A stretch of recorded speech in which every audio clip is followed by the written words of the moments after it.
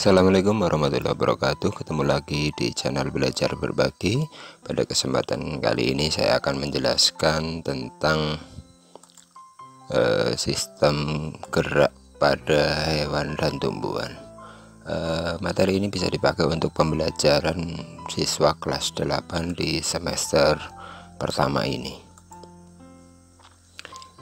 Ya, sebelum kita lanjutkan ke materinya, jangan lupa kalau sekiranya nanti video ini bermanfaat, bagilah kepada teman-teman kalian, share kepada teman-teman kalian, dan subscribe channel Belajar Berbagi.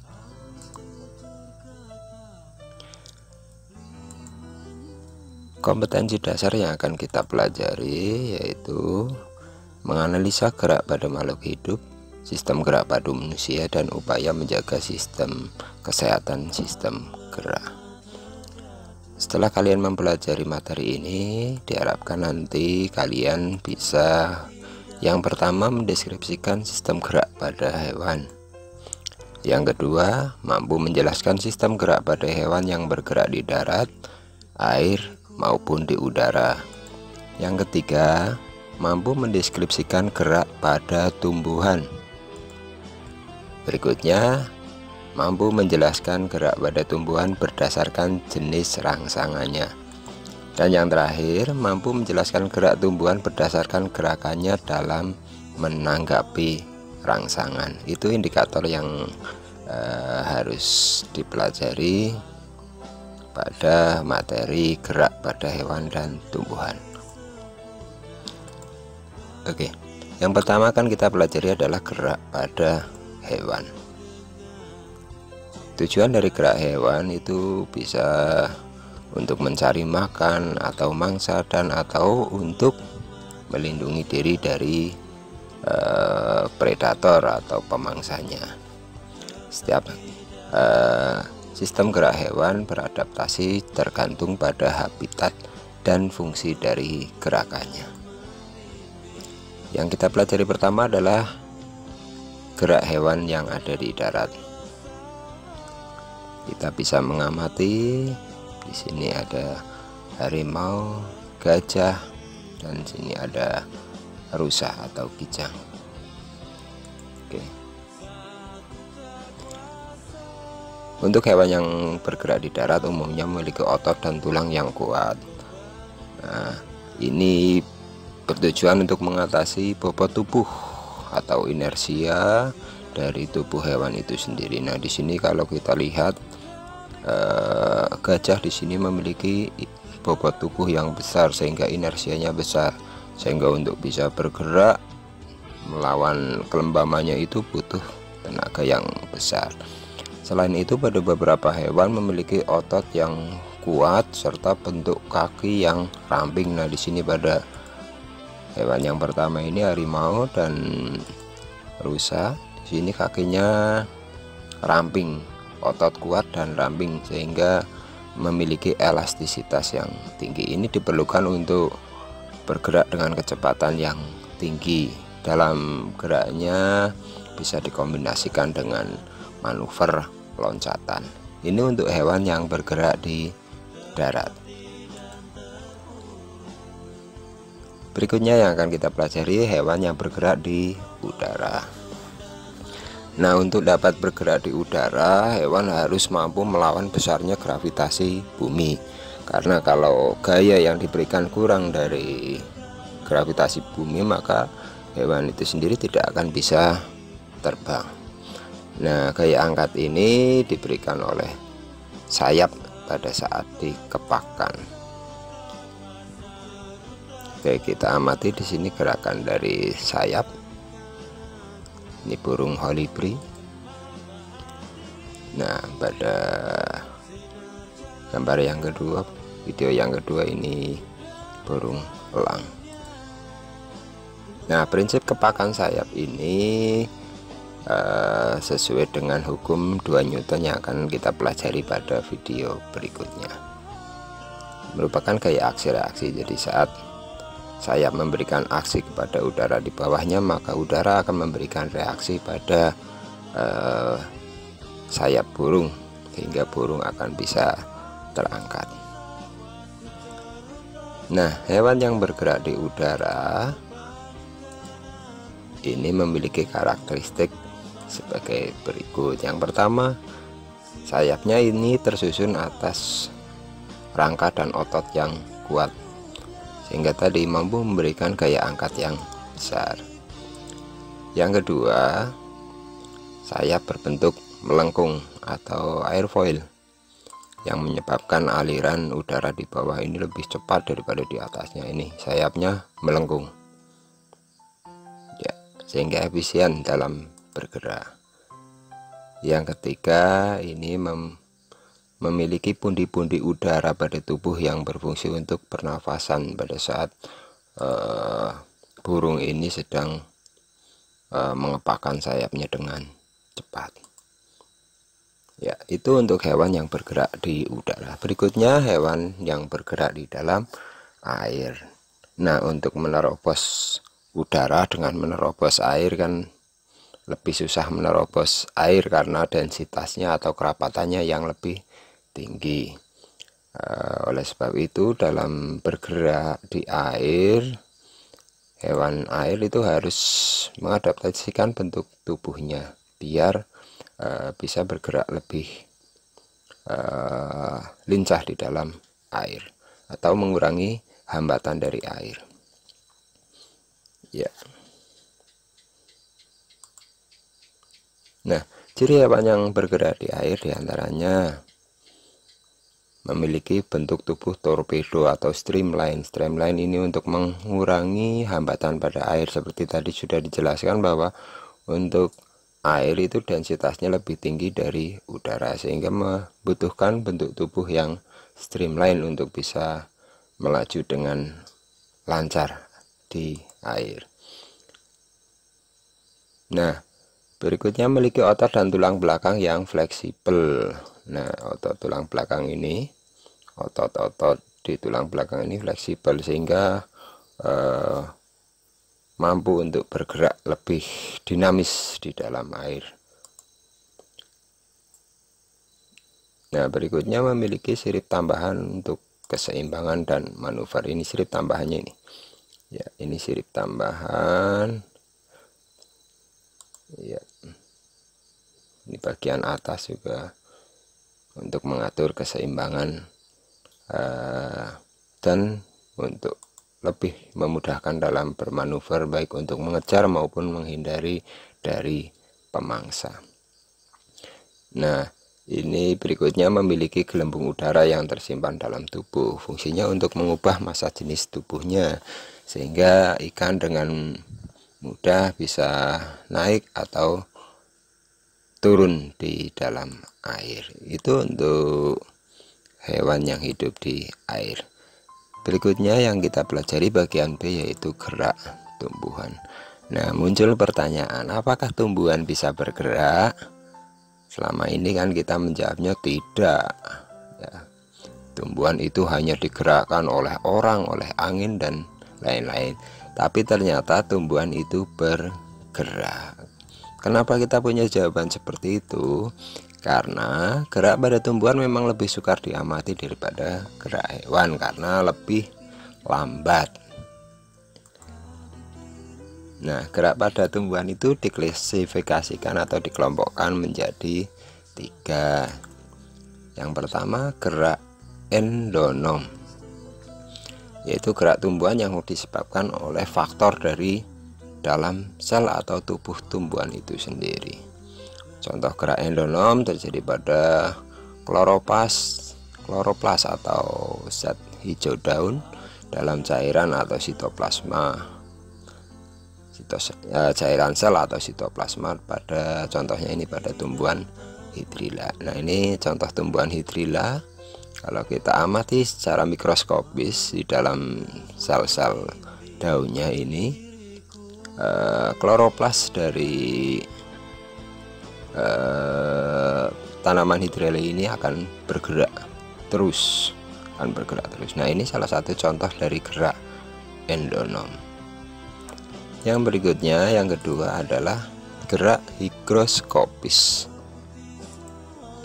yaitu gerak tumbuhan yang disebabkan oleh perubahan kadar air di dalam sel yang tidak merata. Hal ini akan menyebabkan pengkerutan di beberapa bagian. Kalau pada buah, pengkerutan ini akan menyebabkan kulit buah akan pecah atau mengelupas. Nah, biasanya perubahan kadar air ini terjadi pada sel-sel yang sudah mulai tua.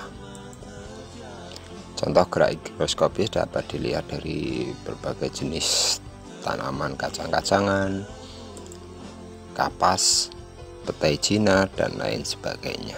Nah, ini sudah mengelupas sendiri.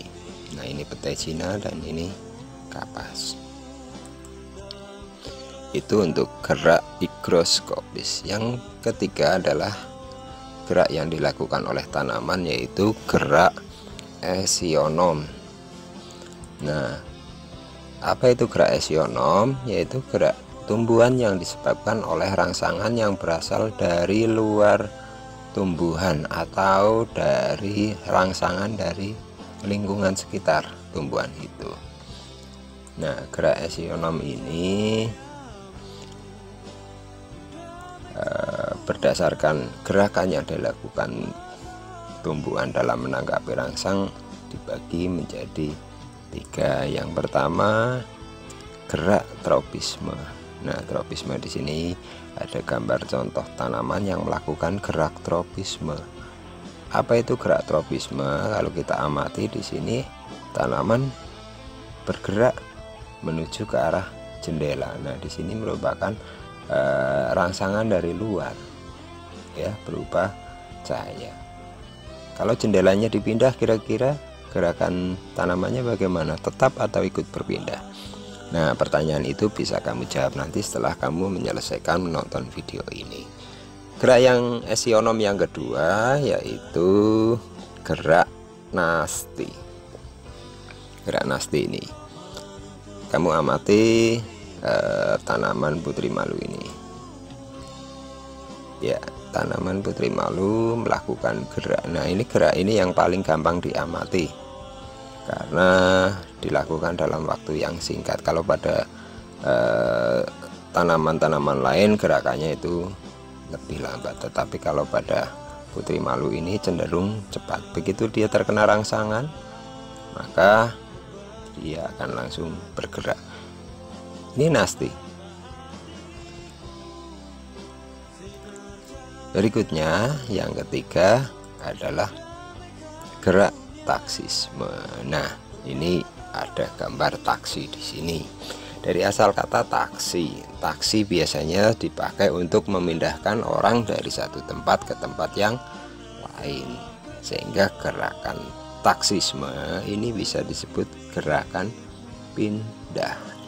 Oke, kita pelajari satu persatu jenis gerak tumbuhan yang disebabkan karena rangsangan dari luar tubuh tumbuhan itu sendiri. Yang pertama, kita perdalam gerak tropisme. Tadi ada pertanyaan berkaitan dengan gerak tropisme. Nah, jawabannya gerak tropisme itu gerak tumbuhan yang arah geraknya dipengaruhi oleh arah datangnya rangsangan. Jadi rangsangan yang datang dari arah kanan atau arah kiri akan memberikan efek gerakan yang berbeda pada tumbuhan. Nah, tropisme ini berdasarkan arah gerakan tanamannya atau tumbuhannya dibedakan menjadi 2, yaitu tropisme positif dan tropisme negatif. Positif ini gerakan dari tanaman itu mendekati rangsangan. Yang negatif sebaliknya dia akan menjauhi rangsangan. Nah, berdasarkan jenis rangsangannya, gerak tropisme pada tumbuhan dapat berupa yang pertama, fototropisme. Fototropisme ini gerak tumbuhan yang disebabkan karena rangsangan cahaya. Dari bahasa latinnya foto itu cahaya. Maka fototropisme gerak tumbuhan yang disebabkan karena rangsang cahaya. Ini bisa fototropisme positif, bisa fototropisme negatif. Berikutnya kemotropisme. Kemo itu zat kimia. Jadi gerak tanaman ini dipengaruhi oleh rangsangan berupa zat kimia. Zat kimia bisa berupa pupuk, baik yang organik maupun yang sintetis. Yang ketiga, geotropisme. Geotropisme dari asal katanya geo, itu bumi. Bumi memberikan gravitasi pada benda. Nah, geotropisme ini nampak sekali pada pergerakan akar. Akar dari tanaman akan bergerak menuju ke pusat bumi secara umum. Nah, geotropisme sama kemotropisme ini nampak sekali teramati pada akar. Berikutnya hidrotropisme. Hidro itu air, ya. Jadi hidrotropisme gerak tanaman yang dipengaruhi oleh rangsangan berupa air.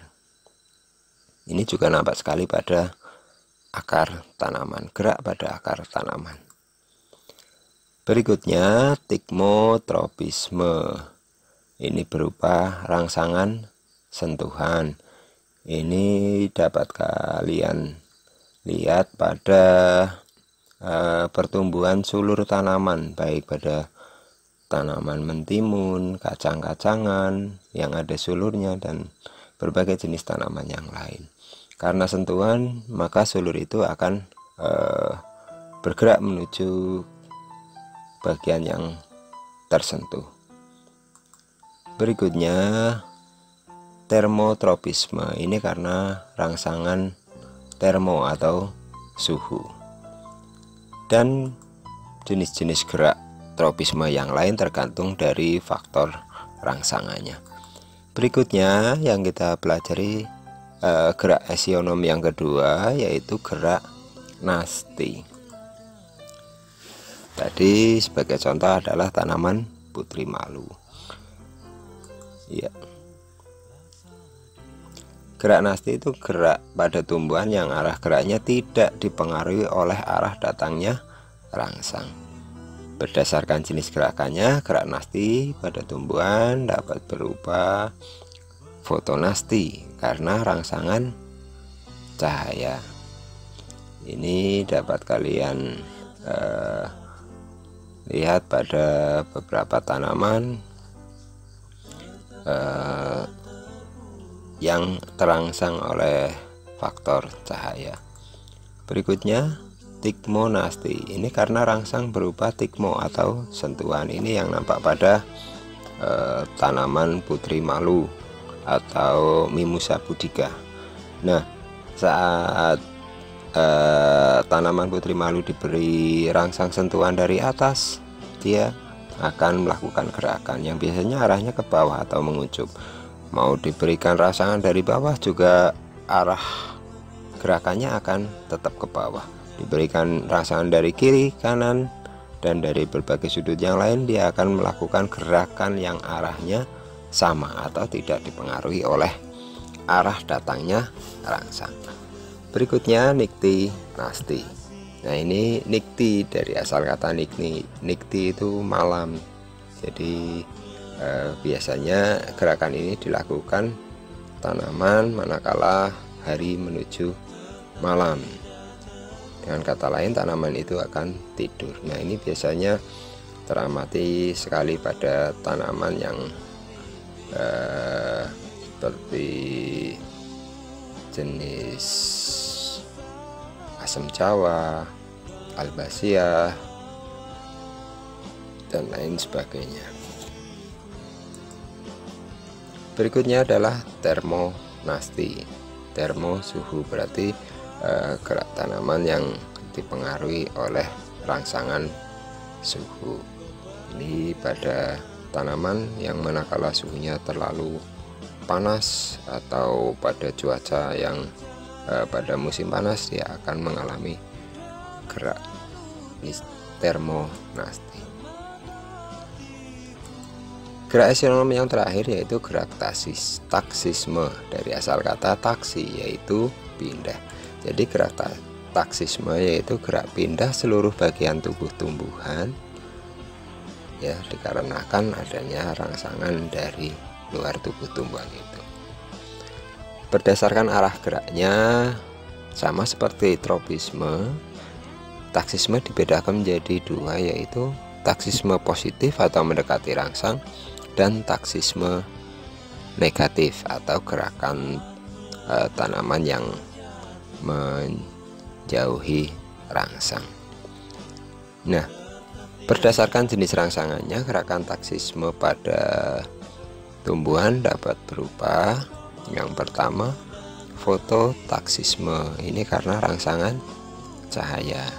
Ini gerakan taksisme ini biasanya terjadi pada tanaman tingkat rendah, sebagai contoh pada Euglena viridis. Nah, Euglena ini jenis porifera yang memiliki klorofil sehingga mirip dengan tumbuhan. Fototaksisme. Yang berikutnya kemotaksisme. Ini gerak bagian tumbuhan yang dipengaruhi oleh rangsangan berupa zat kimia. Berikutnya hidrotaksisme atau karena rangsangan air. Yang berikutnya termotaksisme atau karena rangsangan suhu. Oke, demikian gambaran tentang gerak pada hewan maupun tumbuhan. Untuk lebih mendalami materi ini, silahkan kalian bisa mencari referensi lain untuk memperdalam materi gerak pada hewan dan tumbuhan. Dan jangan lupa, sekiranya video ini bermanfaat, subscribe channel Belajar Berbagi dan share kepada teman-teman kalian sehingga ikut merasakan manfaat dari video ini. Itu untuk video kali ini. Sampai ketemu di video berikutnya, dan saya akhiri. Assalamualaikum warahmatullahi wabarakatuh.